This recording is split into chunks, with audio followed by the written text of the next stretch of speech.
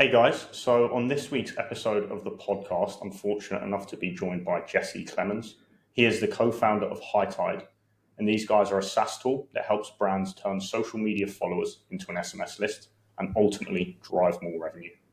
He's been running the business for nearly a year now, and they've worked on a number of cool brands.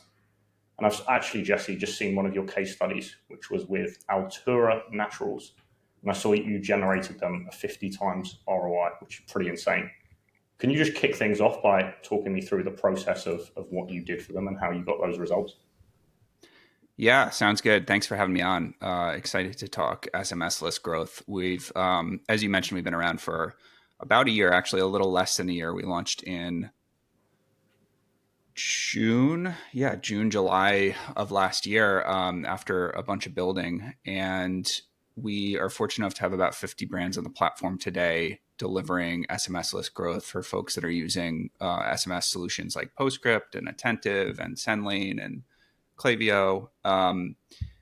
In the case of Alitura, I'm glad you picked that one. It was a pretty perfect example of how we can deliver results. One of the most exciting things about HiTide is we plug into the Instagram messaging API. And what we do specifically is we help move engagement on a brand's Instagram account into very short automations that result in TCPA compliant SMS opt-ins.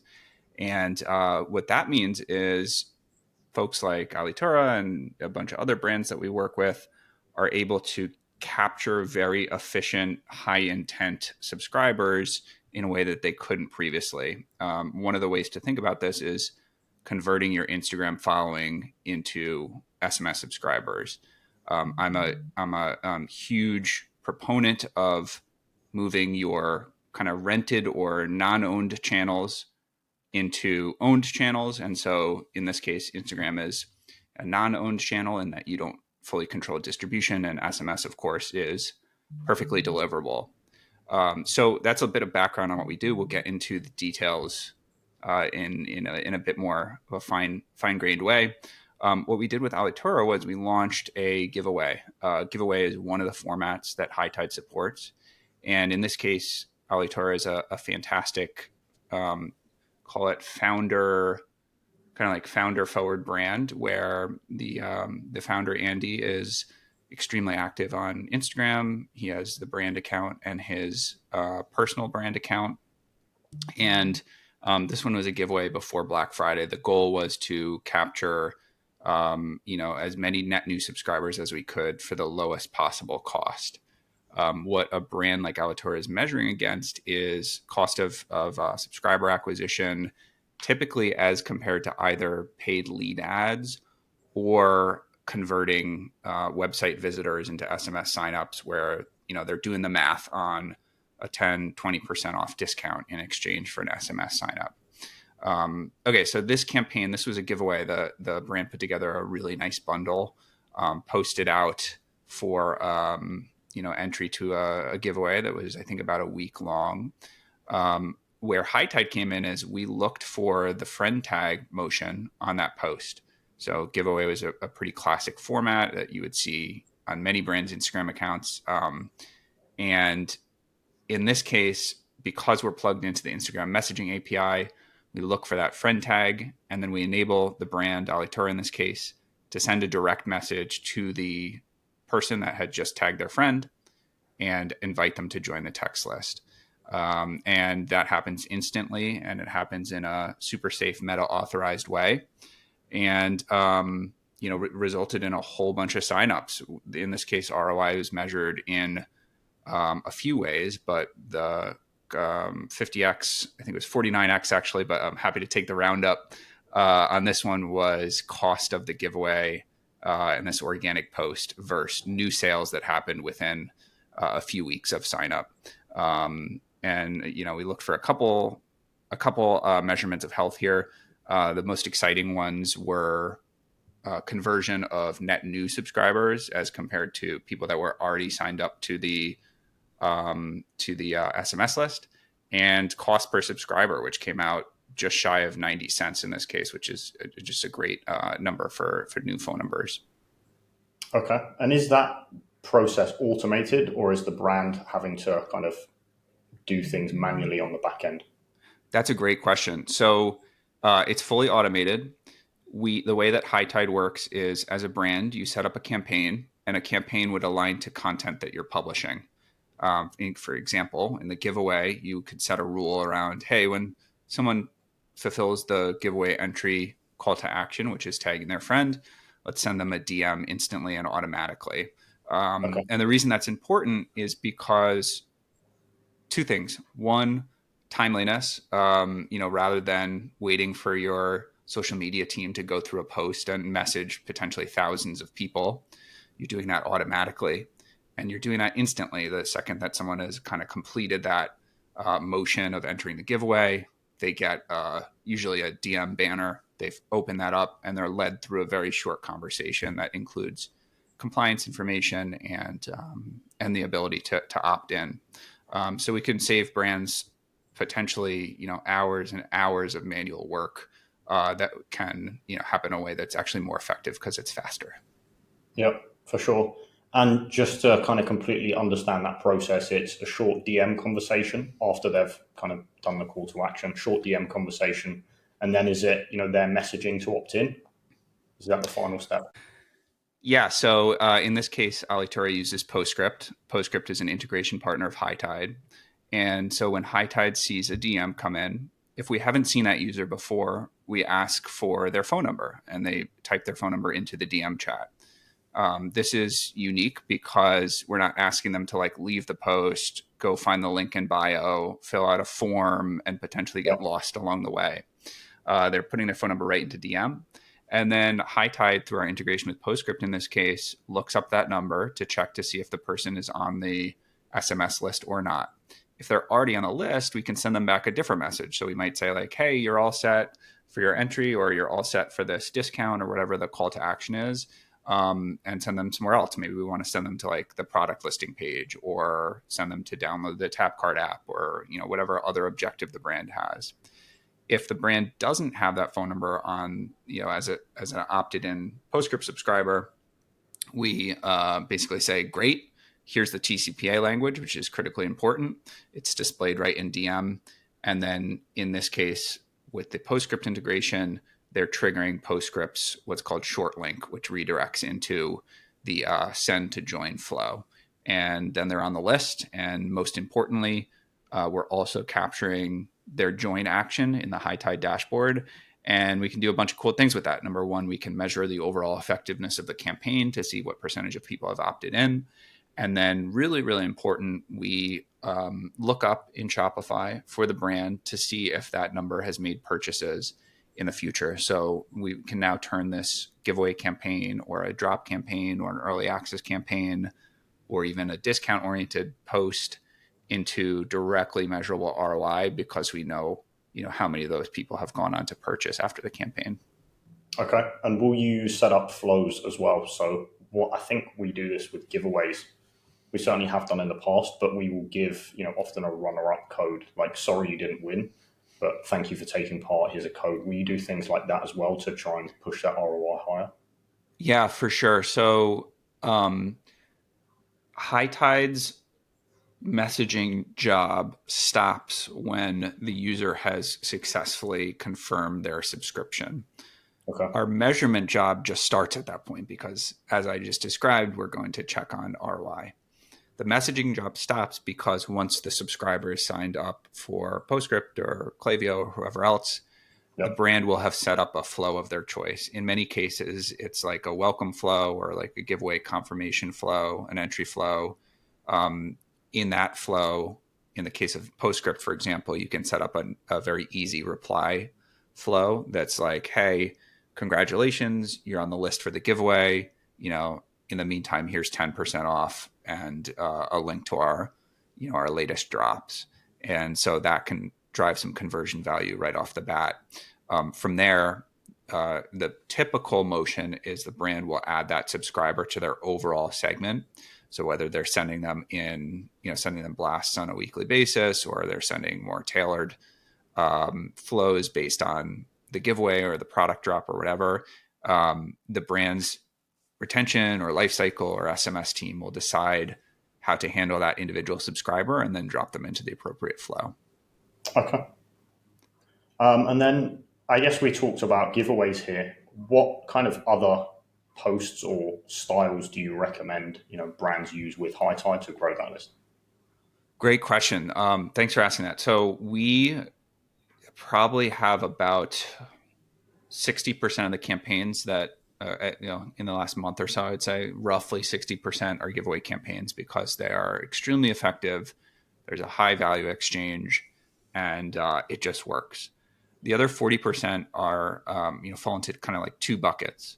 The way we see these campaigns, bucket one are what we call evergreen campaigns. These are automations that are set up where they're not aligned to any particular piece of like timely event focused content, but instead just exist on the Instagram page to collect subscribers over time.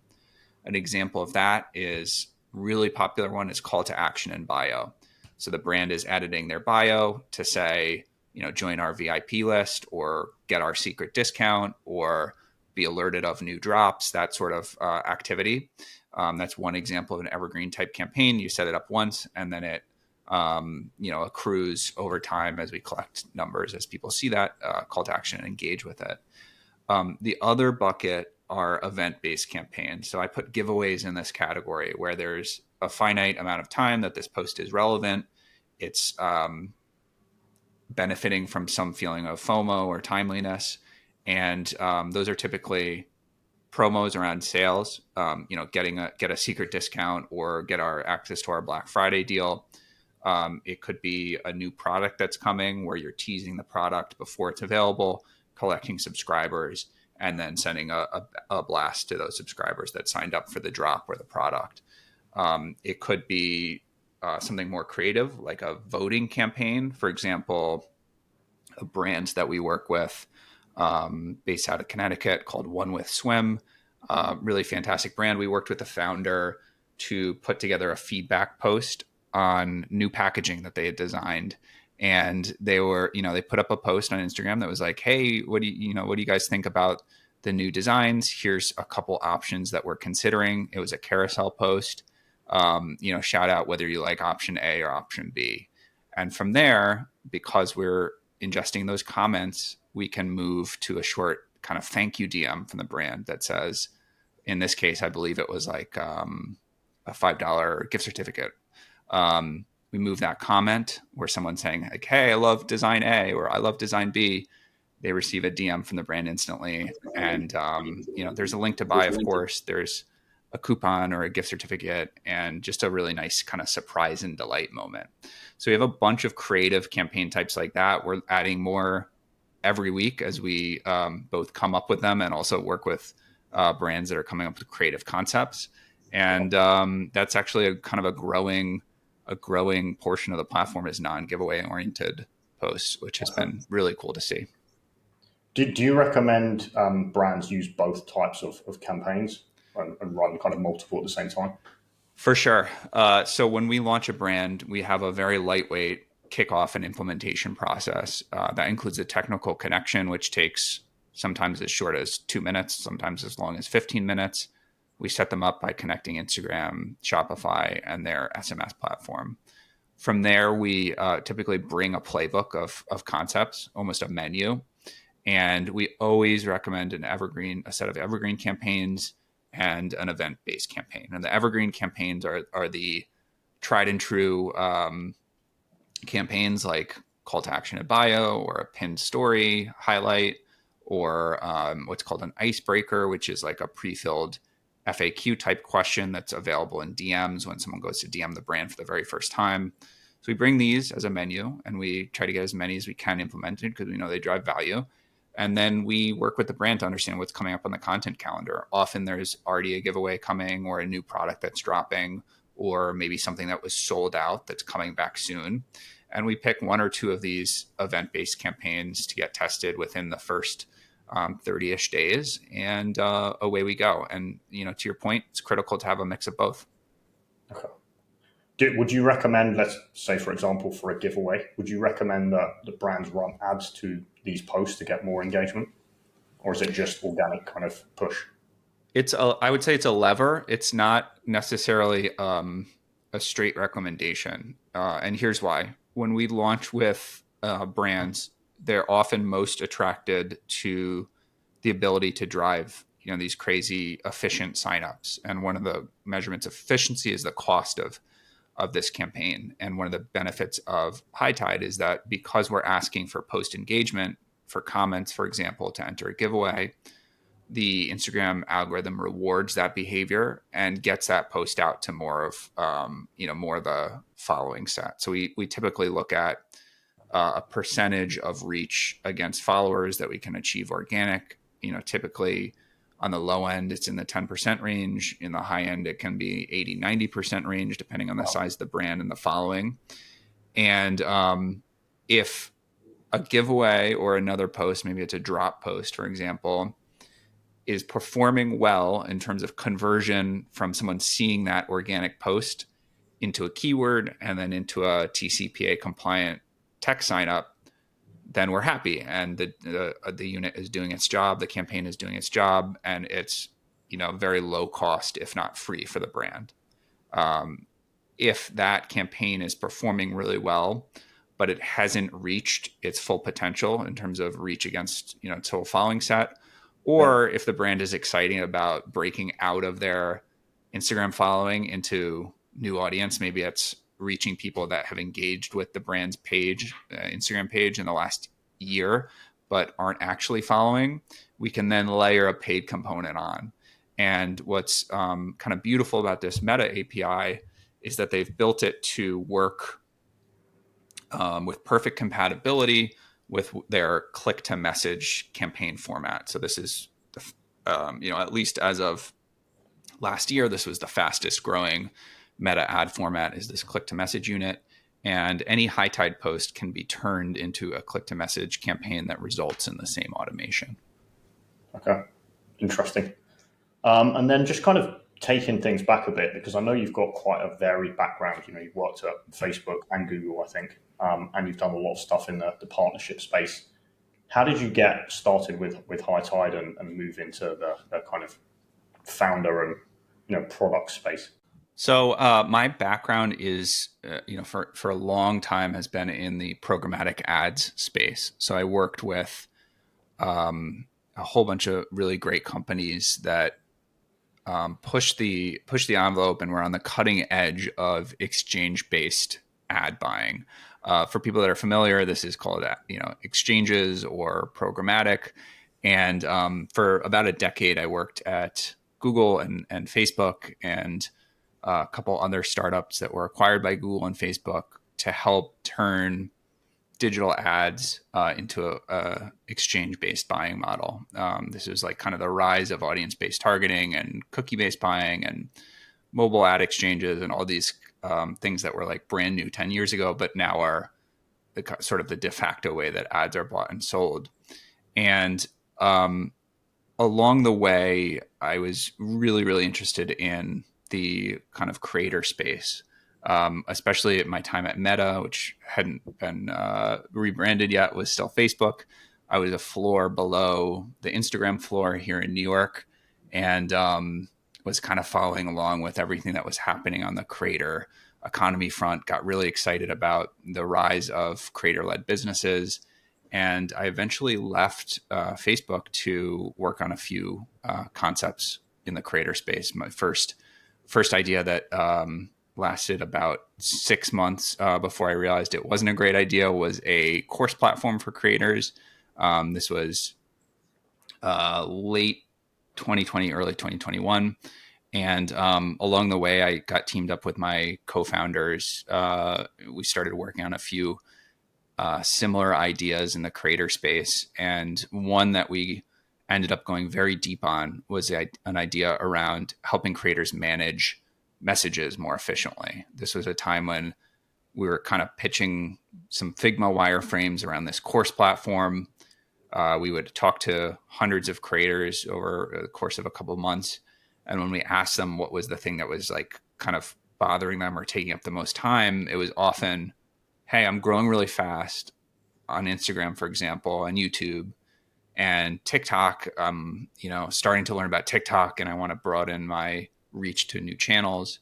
But I just can't keep up with incoming messages from fans, from companies that want to do brand sponsorships. And, this is now happening multi-channel.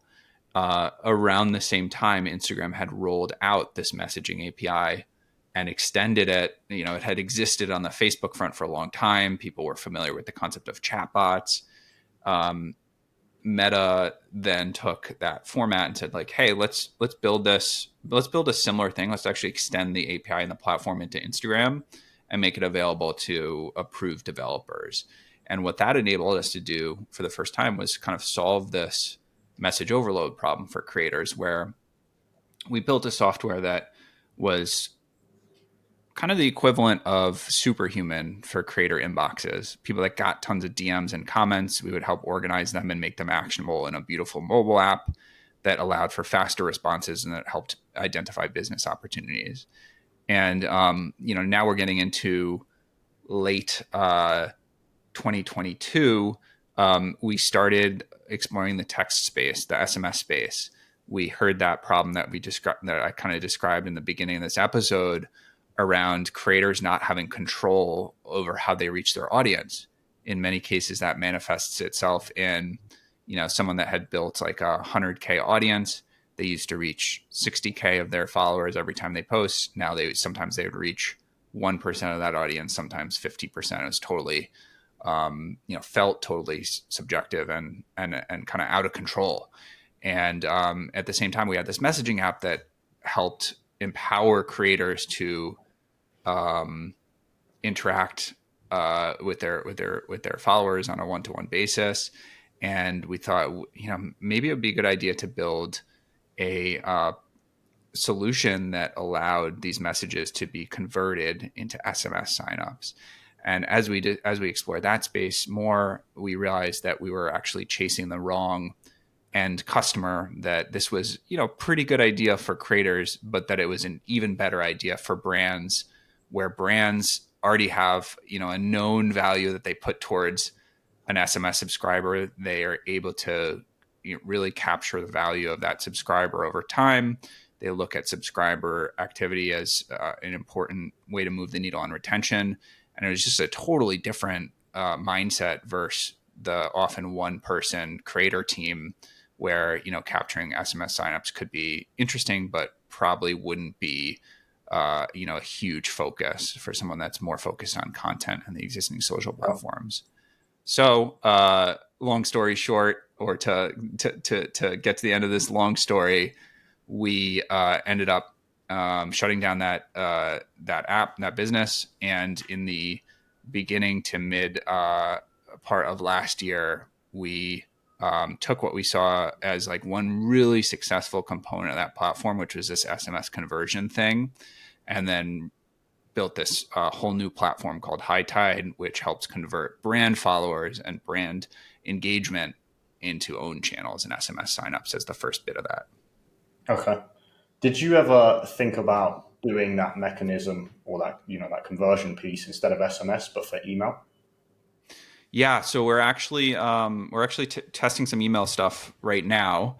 One of the reasons that the SMS approach as our first product was so interesting was we knew how hard it is for brands to actually get SMS signups. The cost for a subscriber is quite expensive when you look at the amount of discount activity that a brand has to put towards capturing a phone number.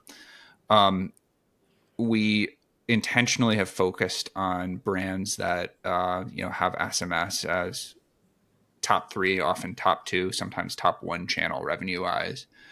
Consistently, we've heard from brands like that we've launched so far and brands we talk to, 2 things. One, the SMS capture and SMS conversion thing works really, really well, and they want to do more of it. The second is they want to figure out how to apply the same tactics and technology to email capture. And there's kind of a basic awareness that email is on a one-to-one level is less effective than SMS. Even if you look at just like very basic metrics like open rate. SMS is, depending on who you ask, about 5x as effective. Consumers are only subscribed to, 95% of consumers are subscribed to less than 7 brands. And on the email side, we're all subscribed to many, many, many emails, but email is very cheap and it's has a robust measurement ecosystem around it. And email really, really, really still works. So we are moving to build email tools into HiTide. We're just kind of getting started with some ideas. And where I want to see this go down the line is rather than thinking about SMS or HiTide as a SMS only platform, it's a platform that helps manage data collection and marketing opt-ins across channels for brands, and is the most effective way to do that. For sure. And in terms of those brands, is there a certain ICP or kind of sector or revenue that you would say? Maybe talk a little bit about follower accounts as well. But yeah, what kind of brands is HiTide a good match for? Yeah, so we have a very wide range of brands using the platform today. The most basic requirement for using HiTide is, number one, you have to be on Shopify. Critical for us measuring results. Number two, you have to have an engaged Instagram audience that is sizable. But actually, sizable means different things to different brands. And so we have some brands that have as few as 10, 15K followers on Instagram, but are driving great sales from that 10, 15K group. And then we have brands that are million plus follower size.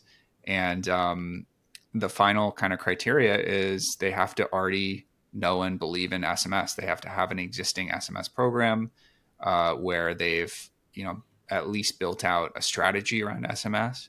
They don't necessarily have to have years of experience and a very mature program. In fact, some of the brands that we work with look at HiTide for kind of jump starting or juicing a program that has already started that is early. But they have to know kind of the basic measurements of SMS. When they send out a text blast, they have some history of what results to expect and can thus value or understand how important and valuable a phone number is, and specifically a TCPA compliant opt-in is for business results. Aside from that, we are very happily working with brands across many different verticals, from health, beauty, kind of general CPG world to apparel. And we have an alcohol brand that we work with. There's a whole bunch of different verticals that are already on the platform, and many more that we know that this will work for, that we'll get to. Okay. And next, I just wanted to touch on your views. And I know you kind of alluded to this before with organic social reach. But what are your views on the kind of organic social and paid ad platforms in 2024? Wow, that's a big question. Good question. So anyway, I'd say, to kind of not make it as open-ended, what are the three biggest trends that you see in those spaces? Oh man. Okay. So yeah, that's a pretty easy one. Number one, owned channels will become increasingly important. Owned channels, SMS, email, mobile apps in some cases continue to be of mounting importance. The trends around privacy and the move from like kind of one-to-one cookie-based world where you could reach your consumer, reach your customer in a almost deterministic way. That all has kind of come past.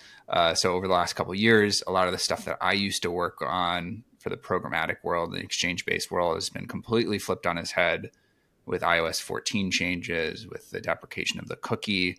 All of these things have moved us to this moment where forming a direct connection where you can reach out on a one-to-one basis in a way that you control as a brand is no longer just a nice to have. It's kind of strategic imperative. It's existential. issue. So I think the importance of owned channels will continue to increase. Trend number two is it looks like overall paid ad customer acquisition costs will continue to increase going into this early 2024 cycle.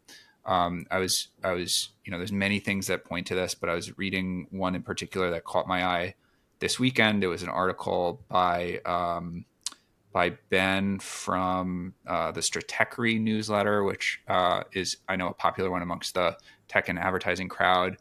And is a chart that I'll send through to you, Jordan, because I think you'd find it really interesting. It was about impression volumes on Meta across different channels, and this pattern and playbook that Meta has on figuring out new products and new formats, and then increasing ad load, meaning the kind of stories cycle of a couple years ago, as new story inventory flooded the Meta the Meta like ad impression availability, prices declined, and then as they figured out the most effective ad units and really started pushing ad load into that format, prices started going up again overall. And it's a very, very clear pattern when you look at this chart that points to the fact that Instagram has, or Meta overall, has really started to figure out this Reels format, which is the newest of many different new formats that they brought to the platform, and that ad load is going to start to increase on those, on those formats. And as folks move spend into that ad load and impression inventory, prices are going to start to go up again. And it seems like, at least looking at this chart, there's a very clear kind of start of a trend where overall prices are going to continue to climb through this year. Many things could happen, many things could change, but I guess point one and point two are kind of the same for me. Own channels are increasingly important. My first comment was about the ability to reach users deterministically and kind of owning your own destiny as a brand. And the second point is customer acquisition costs for people that are only relying on paid. They're going to continue to get more expensive, and so owned channels are also a way to reach customers and drive CAC down. Okay, interesting. Have you got a third one? I do. My third one is kind of my third one is a bit of a somersault on this question. I know that there's going to be a bunch of changes in 2024 as it relates to paid ads and the social landscape overall. You have a bunch of new players that are kind of like unclear whether they're flash in the pan or whether they're here to stay. The effectiveness of I believe it's Pinduoduo in the growth of some of their new commerce channels. There's, TikTok getting really serious about shops and commerce on their platform. And it feels like, especially with TikTok, we're at this time period where we may look back on it a couple of years from now and say like, hey, this was just the beginning. And if you felt like you were late to these channels, you were actually super early. Or we might look back and say like, hey, it was kind of clear that some of these new channels and, commerce channels in particular were experimentation, and they, much like Instagram Live 5 years ago, there was a huge emphasis, and then they kind of went away, and we focused back on the core. So my third selection is there's something brewing. I'm not sure what will happen, but there are these like big changes that are underway in commerce, and there's a couple candidates for what those big changes might be led by, but that it's still quite early. Okay. On that, and if you had to say now, would you say these kind of social commerce platforms will take off and kind of increase share, or do you think they'll kind of fall away? For me, it's a certainty. The question in my mind is who will end up owning it. Yeah. The reason it's a certainty is because the kind of the changes that have been made to the advertising and targeting ecosystem are irreversible. So the move away from cookies, the move towards more consumer privacy, all of these things are basically undoing or rewriting all the ad innovation from the last 10 to 12 years. And with that comes, we're talking about the existential imperative for brands to own their channels. There's an existential imperative for the platforms to hedge their bets around measurement as much as they can. And one of the ways that they can do perfect measurement of the effectiveness of their ads is when they own the actual transaction. So this is why, Instagram shops were pushed so heavily. This is one of the reasons why TikTok is so excited about commerce. When you own the transaction, all the questions around attribution and cookie targeting become much easier to, attribution becomes much easier. Cookie targeting questions go away, and the platforms are back in control of their own destiny. So certainly social commerce. I think we're really at the beginning here. The question is who's going to win and how will it play out for that? That one I'm not sure. Yeah, for sure. Okay. Moving on now, just talking about tech and the company more generally. And I know you kind of worked in a slightly related but different kind of role. How did you find a pivot to building your own SaaS and building your own tools and platforms? It's a lot more fun to build your own SaaS and your own platform. There's a lot of benefits, literally and figuratively, that come from working for a big tech leader like Facebook, where I was, or Google, where I was previously.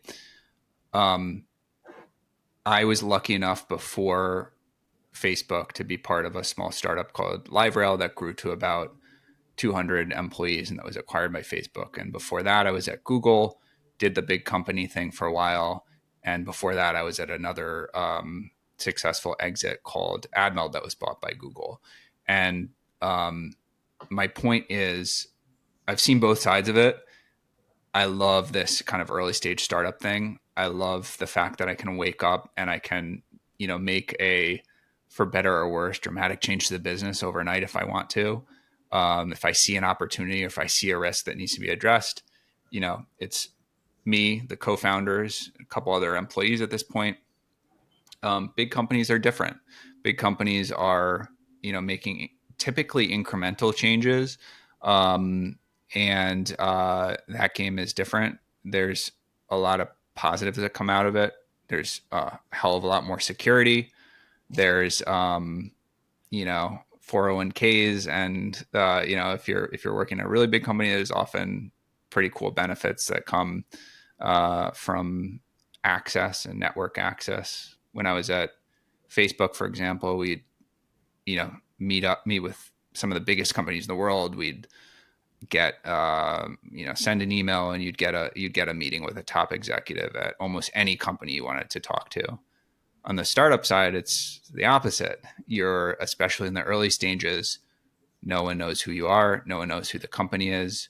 You're knocking on doors and you are forced to show that you provide some sort of very high value to whatever it is that person wants to achieve. They're not just taking the meeting because they feel like they kind of need to know what the elephant in the room is up to, which was the kind of sort of the case with Facebook when I was there.